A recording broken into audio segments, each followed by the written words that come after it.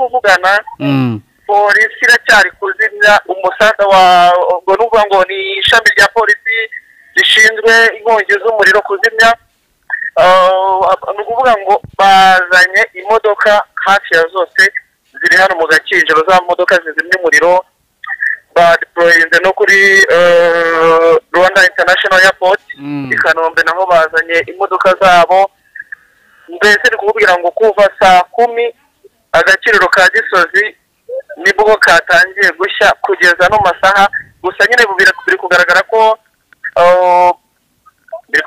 ko umuriro uri kugenda ucika intege polisi iri kugenda ikora akazi ariko no kuvuga ngo n'ubu turi kuvugana haracyari gushya no kuvuga ngo iyi ni inkongi kuva saa 10 kugeza no masaha hari gushya abantu barize bo mu Gakinjiro babaha abantu bahombye amafaranga menshi agana saa 10:05 nibwo umuntu yamamagaye ambwira ko ku kazi hari gushya ubwo nahise mva i Kanombe mitanza nirukanka abarimo ibintu by'agaciro gakomeye cyane icyambe ushobora usanga nk'urubaho ruguri 180 mwijana ari rumwe ugasanga nyamara hari umuntu ufite nka stock irenze imwe irimo imbaho zirenga 500 cyangwa amakamyo nka 3-4 y'imbaho uwo muntu igiye mu mibare ukareba amafaranga bahombye iyo ibintu nk'ibibaye usanga birenze noneho ntago ari imbaho gusa harimo n'imashini zitunganya izo mbaho ushobora usanga imashini muri miliyoni 10 na zingahe kandi usanga hafite imashini imwe mu kibanza cyangwa se muri atelier ugasanga niba umuntu ashobora guhomba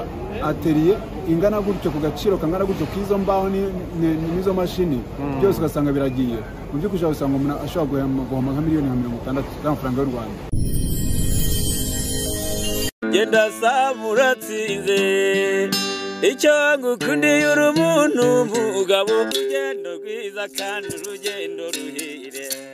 Promosiyo y'urukundo gura ikibanza cya $1,950 i Bugesera Kababuye mu miturire hamagara 0783 93 Marshall Real Estate iduhaye Sevarante. Igitondo cyiza aho muherereye hose abakunzi b'urugendo online TV Imana ibaho umugisha cyane yego ni inkuru idasanzwe rero itugezeho nonaha yuko agakiriro ka hano ku Gisozi gashobora kuba kafashwe n'inkongi y'umuriro byinshi ntago biramenyekana impamvu yabyo ariko reka tubaze umugenzi wacu uhaherereye uri kuri tele atubwira uko ari kubibona ni Sam Gakire. Sam Gakire waramutse? Aramutse neza. Yego twagira ngo tukubaze kuri iyi nkuru yatugezeho nk'umuntu uri kuri tele bimeze gute aho ngaho? Yego ubu turi kuvugana mereriye mu Gakiriro ka Gisozi. Yego. Cyangwa se aho bita mu Gakinjiro.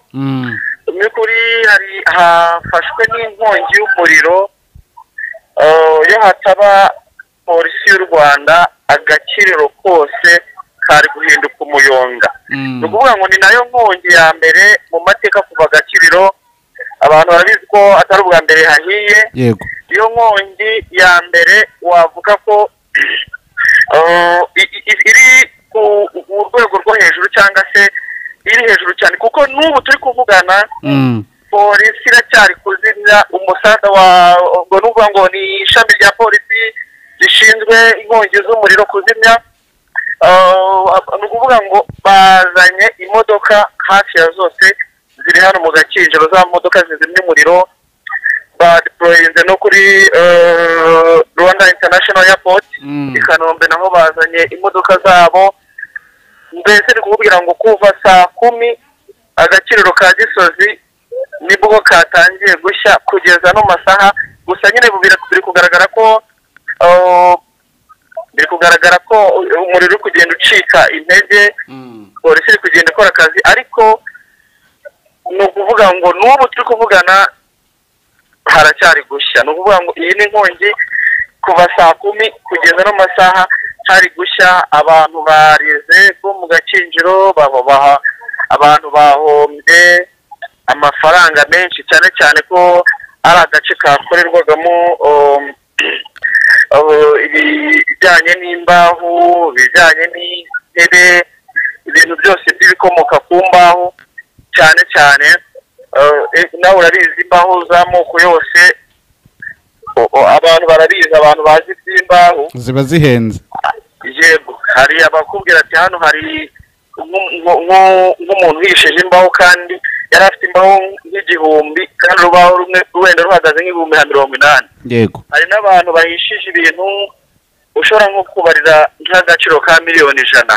yego urumva ni igihombo ku banyagakinjiro, ni igihombo kuba ahiraga mu gakinjiro kuko urumva nimba agakiriro gahiye kandi urabizi ko hano hari hamwe mu hantu mu Rwanda wavuga ko hatunze abanyarwanda cyangwa hatunze benshi cyane cyane urubyiruko. yego urubyiruko yego kafashije urubyiruko cyane mu kurwanya ibintu by'ubushomeri. urabizi ko abajene benshi rwose bari hano mu gakinjiro bahashakira.